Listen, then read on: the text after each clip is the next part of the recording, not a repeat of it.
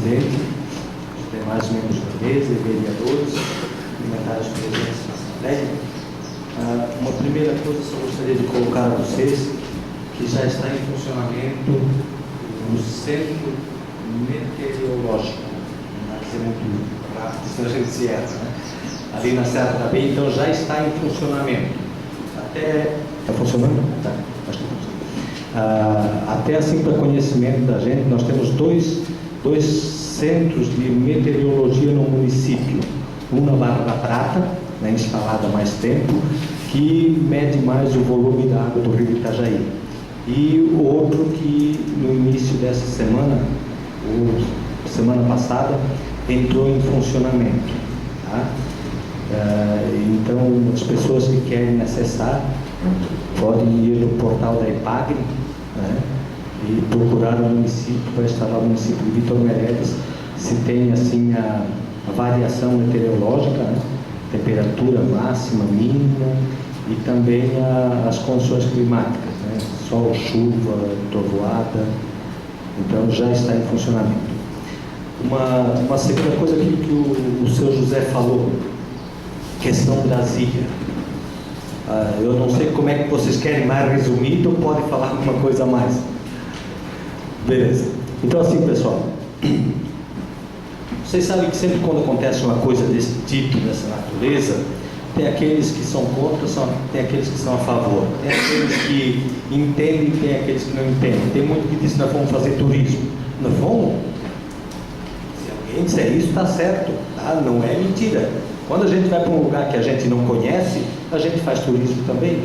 E para todo mundo foi isso, porque todos os agricultores, devia ter uns 2, 3 lá que tinha ido a Brasília. Os outros nunca tinham ido, mas o que mais me impressionou, assim, dessa nossa viagem, é de que o pessoal não preferiu ficar 1 minuto a mais do tempo lá.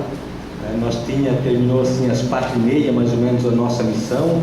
Nós tínhamos até às 6 para visitar uns prédios públicos, comprar umas lembrancinhas, e a gente conversou com o pessoal. Todo mundo foi assim, unânime em dizer: não, vamos se arrancar embora, porque a viagem é longa e ganhamos tempo, né? Mas aconteceu da seguinte forma, pessoal: nós saímos daqui na sexta-feira à noite, na segunda-feira à noite, 8 da noite. Ocorreu bem a viagem, graças a Deus. Chegamos lá na quarta-feira de manhã, né? E quando a gente chegou, a parada foi em frente à Catedral de Brasília. Tinha mais 2 ônibus do Rio Grande do Sul, norte do Rio Grande do Sul, aquela região de Getúlio Vargas e Manduri, né? E outros 2 ônibus aqui do oeste de Santa Catarina, de Ceará, Cunhaporã, esse lado que está ali, e o nosso, né? Então estava em torno ali de umas 180, 200 pessoas. E de lá o pessoal que organizou, da FETRAF Sul, orientou que a gente ia para o Ministério da Justiça e ia bloquear as entradas do Ministério da Justiça, né? Quando disse isso, eu já esfriei, porque é complicado, né? É no Ministério, E aí o cara disse assim: e se a polícia vier, vão quebrar ali pau, vão quebrar as coisas? E aí o arrepio foi maior ainda, né? Mas entramos no ônibus aí para ir até o Ministério, e a gente pôde conversar com o nosso pessoal. Pessoal, a questão é a seguinte: aquilo que a gente aprendeu, aos princípios morais, ao caráter que a gente tem, não vamos jogar fora aqui, porque vai ficar feio. O que o povo de Vitor Meirelles vai dizer? Nós ajudamos o pessoal para vir para cá, para o pessoal vir aqui apanhar e ir para casa com os cornos doídos, ou tem que ficar pagando passagem para outros que ficariam presos, né? Então chegamos lá. O lado mais complicado nós pegamos, que era a lateral do Ministério, onde dava acesso para os funcionários que vinham trabalhar. O município de Vitor Meirelles ficou ali, o pessoal do Oeste ficou na frente, e o pessoal do Rio Grande do Sul pegou a lateral, onde tinha o acesso às garagens, né? E foi bom porque às 5h30 da manhã nós já estávamos lá de plantão. Aí aproveitamos para fazer um lanche que ainda tinha da viagem, fizemos o lanche ali, esticamos as faixas e seguramos o pessoal até às 10 horas da manhã, né? Até às 10 horas da manhã, só se entraram por túnel, mas pelos acessos ali em cima no primeiro pavimento, ninguém entrou. Deu assim um conflito, e ainda lá com a nossa turma, né, Zé? Um só que deu, e foi bem violento, porque foi um safado de um advogado que veio lá e juntou-lhe o fuero em nós, também escutou a porção de desaforo, né? Disse que era advogado dos colonos e que hoje está defendendo os índios, que nós somos matadores de índio, roubador de terra de índio. Falou umas bobeiras assim que não é da nossa região, mas não deixamos ele entrar e pronto, foi regra para todo mundo. Às 10 horas da manhã veio o assessor do ministro pedindo para abrir esse acesso lateral, ao menos para os funcionários poderem trabalhar dentro do Ministério. Aí entramos em contato com a organização, o pessoal veio ali, foi negociado, né, e quando nós estávamos negociando, veio que uns 20 soldados, né, Zeca? Veio uma quantia dessa, mais ou menos, o cara já puxou de uma faca, já cortou uma faixa nossa, e vinha meio para dar uns empurrão no pessoal. E aí o próprio assessor do ministro pediu calma, disse, não, segura ali, nós estamos negociando e tal, e aí aquele pessoal se aglomerou ali junto com a nossa turma, e na conversa se discutiu muito, e o assessor queria que nós liberássemos a entrada, mas o pessoal de frente dizia não, primeiro marca a hora da audiência com o ministro. Aí ele saiu, num espaço assim, uns 5, 10 minutos ele voltou e anunciou que à meia hora da tarde estava marcada a audiência com o ministro. E aí, em consenso, foi liberado então aquela nossa porta ali, para que os funcionários pudessem ter acesso na parte interna do Ministério. As outras portas continuaram fechadas e o pessoal de plantão, e aí a nossa turma assim meio que ficou liberado. E alguns do nosso pessoal aproveitamos para ir na Comissão da Agricultura, na Câmara, porque ia ter uma audiência sobre essa questão de área indígena. Vocês sabem como é que é. Chegam lá, deputado, nós temos 513 deputados, tem uma turma que são da comissão, na comissão tem gente que é a favor de um lado e a favor do outro, né? Das pessoas que foram lá, o Chico estava lá junto comigo, 90% dos deputados defendendo os agricultores, mas tinha um lá do sul da Bahia, né? Meteu o fuero e disse, é dívida que nós temos com os índios, tem que dar essas terras para eles e pronto.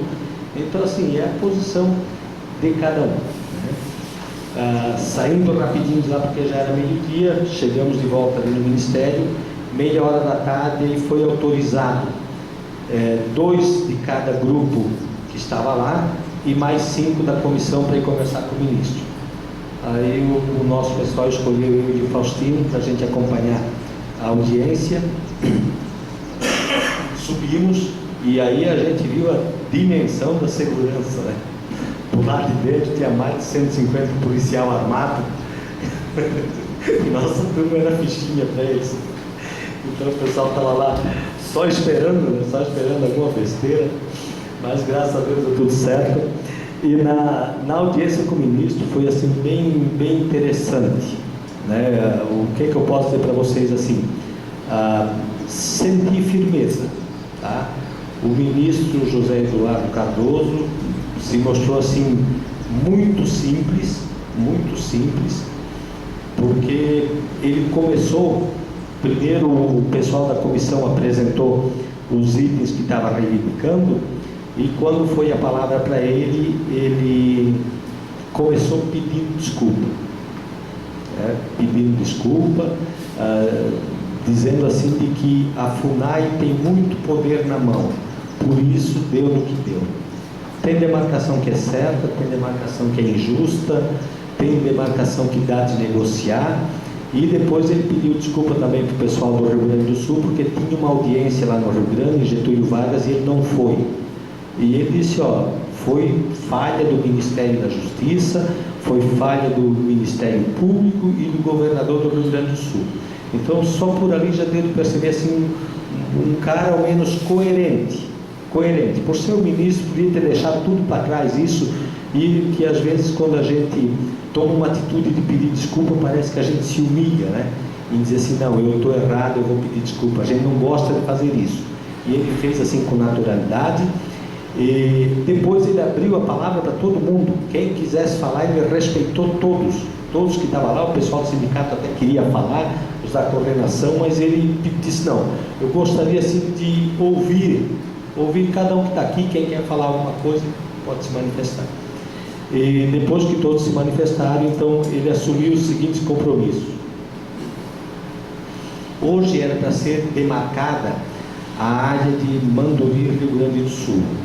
E ele veio, já apresentou o ofício lá, disse: ó, pessoal, esse ofício foi encaminhado para a FUNAI e está suspenso por tempo indeterminado essa demarcação de área lá em Manduri, Rio Grande do Sul. Aí até o pessoal quis questionar e disse: não, a FUNAI vai cumprir isso porque a FUNAI está submetida ao Ministério da Justiça. Então não vai acontecer a demarcação e está suspenso. Era um dos pontos assim de pauta que estava se pedindo. Um segundo ponto que ele colocou: vai ser redefinido o papel da FUNAI. Vai ser baixada uma portaria tirando certos poderes que a FUNAI tem. Ele mesmo sugeriu isso, ele colocou. Ele disse: é muito poder que tem, eles vêm, eles fazem laudo, eles levam lá e chega numa situação que o ministro tem que assinar alguma coisa assim unilateral, feito só por um grupo, por um interesse, né? O terceiro ponto, que vai se buscar uma mediação já na fase de estudos, né? Que se junta já ao quarto ponto, onde ele disse que vai ser feito uma comissão para avaliação dessas questões indígenas. Vai ser formada uma comissão. Eu até procurei anotar assim tudo o que ele disse: Ministério da Justiça, Ministério do Desenvolvimento Agrário, Ministério Público, Conselho Nacional de Justiça, Comissão de Deputados, Senadores, agricultores com o sindicato e índios com a FUNAI, para se sentar na mesa já quando se parte para um estudo de demarcação de uma área indígena, para conversar, dialogar, ver se é justo, ver se não é. Então esse ponto assim ficou bastante claro, dessa questão de que não vai se fazer mais alguma coisa assim sozinho, né? E ele prometeu de que nesse mês ainda vai se buscar uma equipe para analisar todos os processos que tem. Todos os processos que tem ficam parados e esta equipe vai analisar para ver onde existe falha, onde existem vícios nos laudos antropológicos e rediscutir isso dali, para não assim se tomar decisões erradas, e que muitos itens, muitos pontos podem ser conversados, né? Junto na audiência tinha 5 deputados federal e um estadual, e eu até assim, achei muito interessante o Marcos Maia. No ano passado ele foi presidente até esse ano, acho, poucos dias, né, da Câmara Federal. Ele foi unânime em dizer assim de que a Câmara tem que se preocupar em rever esse item da Constituição para não deixar em aberto para que ocorra demarcação em tudo quanto é lado. E ele também disse o seguinte para o ministro, né? Ele disse: ó, ministro, nós temos que ver aqui no país que quem tem título ou quem tem escritura de terra jamais pode ser desapropriado. Jamais. Nem que o cara não pagou a terra, que o Estado deu o título para ele, mas se tem é porque a terra tem dono, né? E aí até se citou uma situação em Bandeirantes, onde havia uma demarcação e de que a terra pretendida pelos indígenas, os agricultores não queriam dar, mas tinha uma outra área de que os agricultores vendiam para o governo federal, vendia aquela área para os índios se instalar. Então ficou claro assim que deveria de haver negociação. De repente os nossos agricultores aqui não querem negociar a terra, mas o pessoal de Bom Sucesso, contra Itaiópolis, eles querem negociar se vê aquela área de terra lá para ser demarcada, né? Então após essas colocações, praticamente se encerrou depois de 2 horas a audiência com o ministro, Quando descemos, nós já fizemos uma reunião com o nosso pessoal, conversamos referente à volta e o pessoal assim decidiu de que voltaríamos a partir daquele momento. Só respeitamos uma reunião maior que teve com a comissão que organizou esse dia de protesto, fomos lá e eles repassaram isso que eu estou passando para vocês, para todos, e decidiram também em retornar porque não havia mais necessidade da gente permanecer lá em Brasília. Quando era 15 para as 5 da tarde, do dia 6, de quarta-feira, nós retornamos e chegamos aqui, era que meia hora da madrugada de quinta-noite, já meia hora da madrugada de sexta-feira. Então esse foi o nosso trajeto. Eu gostaria, assim, pessoal, de agradecer, tá? Inicialmente a Câmara de Vereadores pela ajuda que tem dado nesse deslocamento do pessoal até Brasília. Tem o grupo Manuel Marchetti, o Dário está fazendo um documento para encaminhar, agradecendo, porque ele contribuiu financeiramente para essa viagem. Agradecer ao CDL da nossa cidade, né, através da vereadora Maria, teve lá, eles contribuíram. A MF Madeira, é isso? A MF Madeiras, do Anildo Francisco, agradecer, que contribuiu. Deputado Peninha fez a sua contribuição lá em Brasília. A Cravil, também através do Chico, trouxe muitos mantimentos e bebida, né, refrigerante, que nos auxiliou na quarta-feira de manhã lá. A Padaria Dona Benta, ao sindicato dos agricultores. Não sei se nós chegamos a gastar, mas eles ao menos tinham uma reserva de R$ 1.500 se precisasse para gastar com a viagem. A Cressol, que também tem nos ajudado para essa viagem.